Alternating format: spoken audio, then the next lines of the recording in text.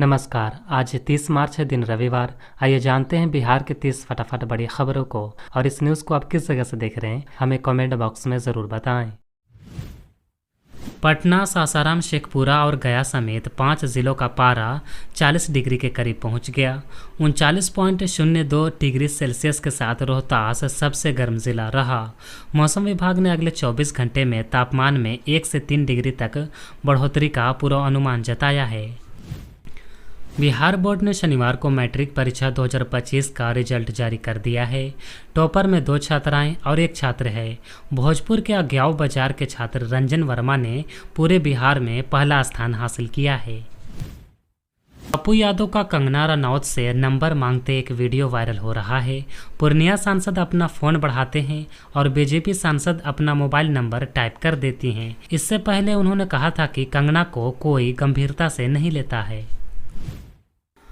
अलकतरा घोटाले में बिहार के पूर्व मंत्री इलियास हुसैन समेत 5 आरोपियों को रांची की सीबीआई कोर्ट ने सजा सुनाई है। सभी को 3-3 साल की कारावास के साथ 15 लाख रुपए का जुर्माना भी लगाया गया है। सबूत के अभाव में 7 आरोपियों को बरी कर दिया गया है। पटना यूनिवर्सिटी का छात्र संघ चुनाव शांतिपूर्ण तरीके से संपन्न हो गया। 42.62% वोटिंग हुई। सबसे ज़्यादा 58.73% मतदान साइंस कॉलेज में हुआ। सलोनी राज महासचिव पद जीत गई हैं। उन्हें 4274 वोट मिले हैं। वो शुरुआत से ही बढ़त बनाए हुए थीं। बिहार महिला कांग्रेस ने राजभवन का घेराव किया। इनके डिमांड है कि सरकार महिलाओं के लिए 33% आरक्षण जल्द से जल्द लागू करे। राज्यपाल आरिफ मोहम्मद खान ने प्रदर्शनकारियों की 5 प्रतिनिधियों को राजभवन में बुलाकर मेमोरेंडम लिया और मांगे पूरी करने का आश्वासन दिया। पटना नगर निगम ने 2854 करोड़ का बजट पास कर दिया है। सफाई, जलापूर्ति और सड़कों पर विशेष ध्यान दिया गया है। गर्मी में पानी की समस्या दूर करने के लिए सभी वार्ड में 3-3 समरसिम्बल पंप लगाने का भी फैसला लिया गया है। पटना से दिल्ली जा रही इंडिगो विमान में पत्नी के सामने पति की मौत हो गई। लखनऊ में इमरजेंसी लैंडिंग कर शव उतारा गया। मृतक की पहचान सतीश चंद्र के रूप में की गई है। पुलिस ने पोस्टमार्टम के बाद मौत की वजह स्पष्ट होने की बात कही है। सासाराम के रहने वाले एयरफोर्स के चीफ इंजीनियर SN मिश्रा की प्रयागराज में गोली मारकर हत्या कर दी गई। तड़के 3 बजे हमलावरों ने खिड़की खटखटाकर उन्हें जगाया, फिर शूट कर दिया। ये वारदात हाई सिक्योरिटी वाले एयर कमांड कैंपस में हुई। प्रधानमंत्री आवास योजना ग्रामीण के लिए पात्र परिवारों का सर्वे जारी है। सर्वे के लिए 31 मार्च लास्ट डेट निर्धारित की गई थी, जिसे बढ़ाकर 30 अप्रैल कर दिया गया है। अब पात्र परिवारों की पहचान 30 अप्रैल तक की जा सकेगी। पंचायतों में पंचायत सचिव, रोजगार सहायक एवं आवास मित्र सहित अन्य कर्मियों के माध्यम से सर्वे का काम किया जा रहा है। सऊदी अरब में ईद का चांद शनिवार को यानी 29 मार्च को दिख गया है। ऐसे में सऊदी में ये त्यौहार 30 मार्च यानी आज मनाया जा रहा है। वहीं भारत में सऊदी अरब के एक दिन बाद यानी 31 मार्च को ईद उल फित्र का त्यौहार मनाया जाएगा। बिहार के ग्रामीण इलाकों में बिजली उपभोक्ताओं के लिए एक बड़ी राहत की खबर सामने आई है। आयोग ने 1.25 करोड़ घरेलू ग्रामीण उपभोक्ताओं के लिए बिजली के दरों में कटौती का ऐलान किया है। अब 50 यूनिट से अधिक बिजली खपत करने वाले उपभोक्ताओं को 54 पैसे प्रति यूनिट की दर से सस्ती बिजली मिलेगी। वहीं स्मार्ट प्रीपेड मीटर का उपयोग करने वाले 60 लाख उपभोक्ताओं को 25 पैसे प्रति यूनिट की अतिरिक्त छूट दी जाएगी। पटना के संजय गांधी जैविक उद्यान में घूमना अब पहले से महंगा हो गया है। जू प्रशासन ने एंट्री टिकट, बोटिंग और मॉर्निंग वॉक पास के शुल्क में बढ़ोतरी कर दी है, जो 1 अप्रैल से लागू होगी। अब वयस्कों के लिए टिकट 30 रुपये से बढ़ाकर 50 रुपये और बच्चों के लिए 10 रुपये बढ़ाकर 20 रुपये कर दिया गया है। आने वाले 10 दिनों में ईद, चैती नवरात्र जैसी छठ और रामनवमी के मद्देनजर राज्य में कड़ी सुरक्षा व्यवस्था की गई है। पुलिस प्रशासन ने सांप्रदायिक सौहार्द बनाए रखने के लिए पुख्ता इंतजाम किए हैं। किसी भी कीमत पर शांति भंग नहीं होने दी जाएगी और धार्मिक भावनाएं आहत करने की किसी भी साजिश को सख्ती से रोका जाएगा। बिहार सरकार ने सहकारिता क्षेत्र को मजबूत करने के लिए कई महत्वपूर्ण कदम उठाए हैं। हर जिले में पैक्स केंद्रों का विस्तार किया जाएगा, जिससे ग्रामीण किसानों को अधिक सुविधा मिलेगी। हर पैक्स में जन औषधि केंद्र खोले जाएंगे ताकि ग्रामीण क्षेत्रों में लोगों को सस्ती गुणवत्तापूर्ण दवाइयां उपलब्ध हो सकें। महिला दुग्ध उत्पादक समितियों को बढ़ावा देने के लिए विशेष योजना लगाई गई है। बिहार के किसानों के लिए अच्छी खबर है। इस साल होने वाले विधानसभा चुनाव से पहले किसानों को बड़ा तोहफा मिल सकता है। किसान बिना ब्याज के किसान क्रेडिट कार्ड का लाभ ले सकेंगे। इस प्रस्ताव को सीएम की मंजूरी मिल गई है। जल्द ही इसकी घोषणा की जा सकती है। वहीं राज्य के पैक्सों में अब बैंकिंग सेवाएं लागू की जा रही है। बिहार में हर घर नल का जल योजना के तहत PHED द्वारा चलाए जा रहे जीरो ऑफिस डे अभियान से 15,000 से अधिक जलापूर्ति योजनाओं का निरीक्षण किया गया है। इस अभियान से उन क्षेत्रों तक भी पहुंचा जा रहा है जहां से कोई प्रत्यक्ष फीडबैक नहीं मिला था। अभियान में बंद योजनाओं को 24 घंटों के भीतर दोबारा चालू करने का निर्देश दिया गया है।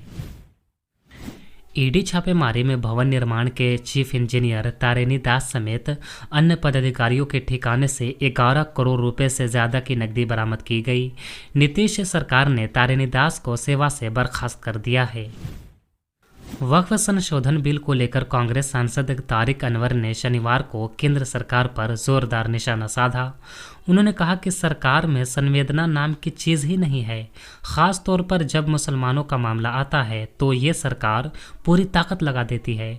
सरकार कह रही है कि वक्फ संशोधन बिल मुसलमानों के हित में ला रही है, लेकिन मुसलमानों को विश्वास में लिए बिना कैसे इस बिल को पास किया जा सकता है।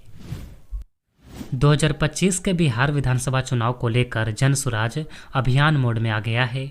पार्टी के सूत्रधार प्रशांत किशोर बिहार के विभिन्न जिलों का दौरा कर प्रेस के माध्यम से अपनी बात जनता तक पहुंचा रहे हैं। पूर्णिया के निर्दलीय सांसद पप्पू यादव को प्रशांत किशोर ने उन्हीं के गढ़ में नाम लिए बगैर कहा कि जब बरसात होती है तो मेंढक निकलेंगे और टर टर भी करेंगे। किशनगंज में शादी के लिए दबाव बनाने पर प्रेमी ने शादीशुदा प्रेमिका की हत्या कर दी। 23 मार्च को हुई इस वारदात का खुलासा तब हुआ जब आरोपी मोहम्मद बुद्धन सरेंडर करने थाने पहुंचा। मृतका नूरी बेगम का शव उसी खेत में मिला जिसमें वो अपनी प्रेमी से मिला करती थीं। चिराग पासवान ने कहा है कि वो केंद्र की राजनीतिक में ज़्यादा समय नहीं बिताना चाहते हैं। उनका बिहार पर ज़्यादा फोकस और अपने प्रदेश के लिए काम करना चाहते हैं। हालांकि चिराग ने कहा कि वो 2030 के विधानसभा चुनाव से पहले बिहार लौट जाएंगे। आजकल युवा वर्ग में रील्स बनाने का प्रचलन तेजी से बढ़ता जा रहा है। वे अजीबोगरीब घटनाओं का गतिविधियों को रिकॉर्ड करके सोशल मीडिया पर पोस्ट करते हैं और अधिक लाइक्स कमेंट्स के चक्कर में अपनी जान तक गंवा रहे हैं। एक रिपोर्ट के मुताबिक भारत में औसतन हर भारतीय रोज 40 मिनट रील देखता है। देश के मौजूदा रील्स इंडस्ट्री करीब 45,000 करोड़ से ज़्यादा की है। 2030 तक ये इंडस्ट्री 1 लाख करोड़ रुपए तक पहुंचने की उम्मीद है। बिहार स्वास्थ्य संघ BHSA के आह्वान पर डॉक्टरों ने OPD सेवा का बहिष्कार कर दिया है। सभी डॉक्टर हड़ताल पर चले गए हैं। डॉक्टरों के इस फैसले से दूर दराज ग्रामीण क्षेत्रों से इलाज के लिए पहुंचने वाले सैकड़ों मरीजों को बिना इलाज कराए वापस लौटना पड़ रहा है।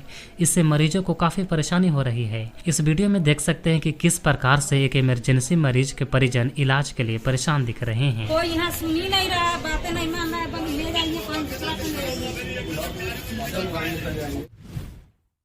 पशुपति पारस ने कहा है कि रालोजपा किस गठबंधन के साथ विधानसभा चुनाव लड़ेगी, इसका फैसला अप्रैल में पार्टी के राष्ट्रीय कार्य समिति, केंद्रीय संसदीय बोर्ड एवं राष्ट्रीय परिषद की बैठक में होगा। कांग्रेस प्रदेश अध्यक्ष राजेश कुमार ने हर घर कांग्रेस का झंडा कार्यक्रम की शुरुआत की।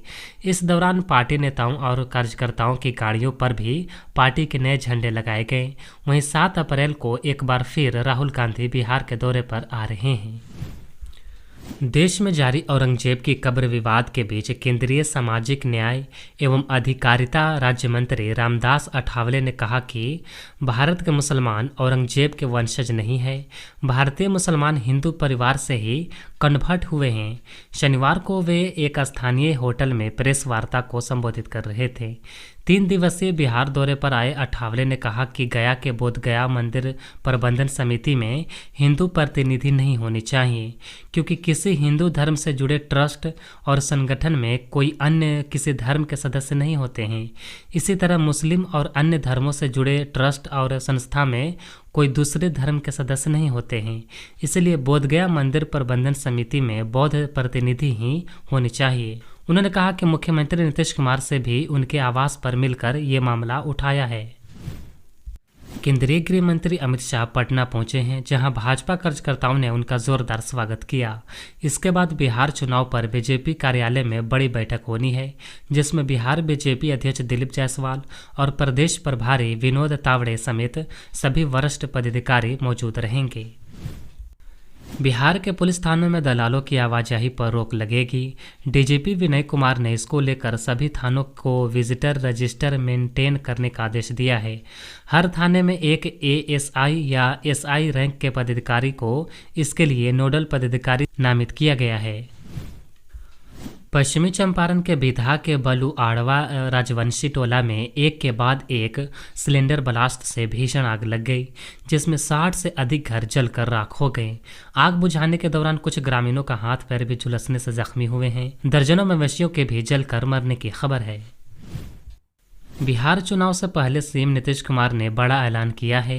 उन्होंने कहा है कि सहायक उर्दू अनुवादकों के पदों को बढ़ाकर दोगुना किया जाएगा, जिसके पदों की संख्या 3306 हो जाएगी। कल मुख्यमंत्री ने 715 सहायक उर्दू अनुवादकों को नियुक्ति पत्र दिया। केंद्रीय गृह मंत्री अमित शाह के बिहार दौरे के पहले जन सुराज के संस्थापक प्रशांत किशोर ने बड़ी मांग कर दी है। उन्होंने कहा कि अमित शाह घोषणा करे कि गुजरात में वहां के लोगों को जितनी मजदूरी मिल रही है, उतना ही मजदूरी बिहार के मजदूरों को भी मिलेगी।